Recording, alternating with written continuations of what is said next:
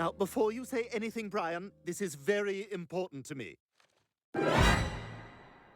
Stewie, what the hell did you do to yourself? Nothing, almost nothing.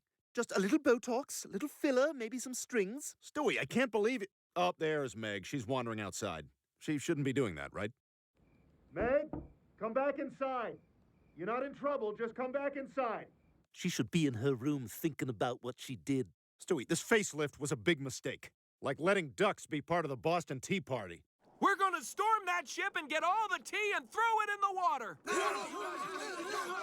Yeah, but first we're gonna storm that other ship and get all the bread and throw it in the water. Who's with me? And we gotta tear the bread into bite-sized pieces, for taxes. Thanks for taking me